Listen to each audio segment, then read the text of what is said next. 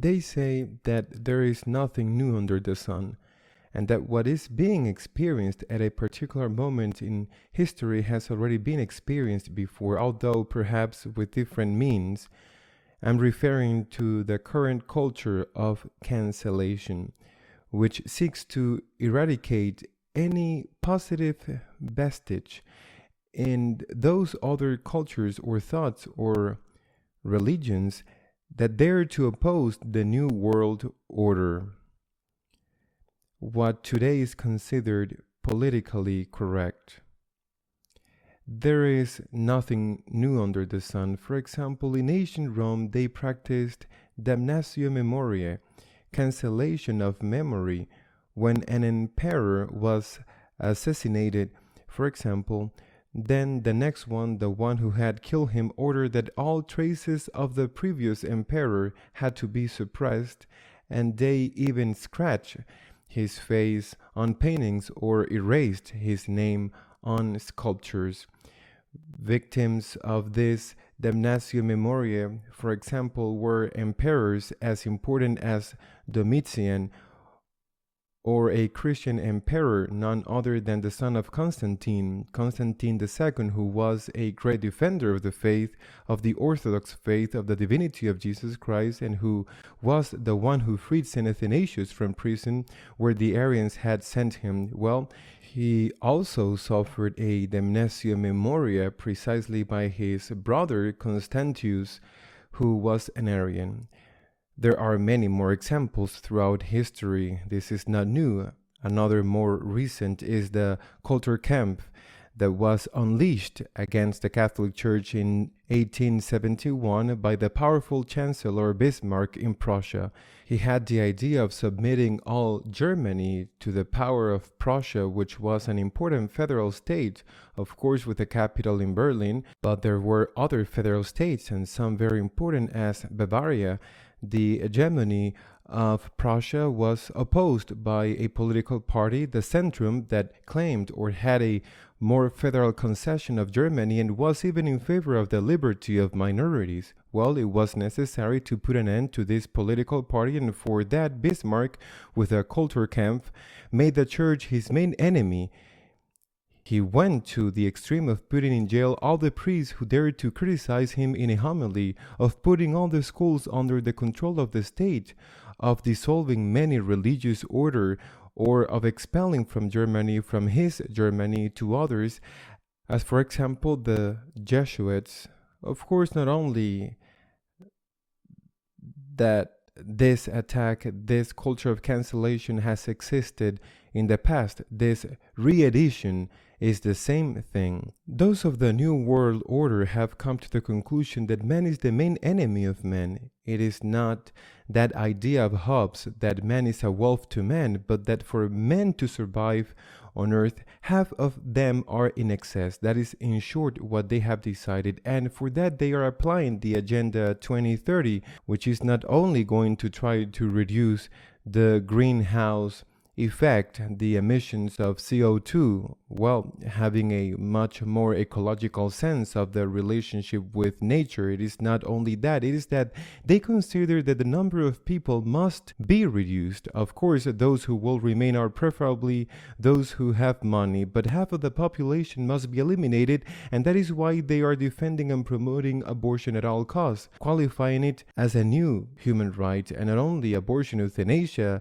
the promotion they are doing of gender ideology, which has as a background that the more homosexuality is practiced, the less children will be born, which is their goal. Who stands up? Who stood up to Bismarck's imperialism? The Catholic Church. Who stands against the New World Order? The Catholic Church. Because we have a concept of man, of truth, of nature that does not allow itself to be manipulated, just as the murders of Nero, or the current murders of radical Islam or of communism didn't kneel before the new gods of each time. So now many of us say no to this new implementation of the New World Order, of the 2030 agenda, although I insist there are positive things such as respect and the defense of nature. The church must be destroyed, the church must be discredited. That is what is behind all this. And then what is done is to rummage through the garbage to see if there are things with which to be able to discredit the church. Pieces of mud that are thrown in her face and amplified so that she has no moral authority and cannot confront their programs, their plans. Abuse is abused. The case of the pederasty of the clergy, I gave the example of Spain, is quantified. Only 0.2% of the cases of child abuse have been produced by priests. A single case is a terrible tragedy, but we're talking about 0.2 has taken place. That is, 99.8% has had nothing to do with priests. But a parliamentary investigation is opened in the Spanish parliament to investigate the abuses of the church. But if is 0.2, why don't you investigate the remaining 99.8? Because they're not interested in the abuses. What they want is to discredit the church because the church is opposed to abortion, because the church is opposed to gender ideology, because the church is opposed to the manipulation of men. Another example, it is minor compared to the issue of clergy abuse. Another example, the issue of the indigenous children in Canada. A serious study has to be made. An honest study has to be made of what happened. Have there really been those massacres of children that some media say? Because there are many historians who say that this didn't happen and that it didn't happen at all. We must ask for forgiveness for what was done wrong. The truth will help us. And the truth includes, of course, that bad things have been done. But what has been done wrong must also be put in a context, and we must look for the one most responsible. That is to say, it will be necessary to see the complete truth, what was done wrong, what is the fault of the institution, the church, or the concrete persons, but also what was done right, or was it only done wrong and the good does not count. We will have to see the whole reality and what part of responsibility had that institution, the Catholic Church, which was not the most responsible, but it was the government. Who attacks the Canadian government? The only sentence is against the Canadian government, but now it is the Canadian government who wants to hold the Catholic Church responsible. Who cares about the truth? What matters is to associate the image of the Catholic priest with the pedophile.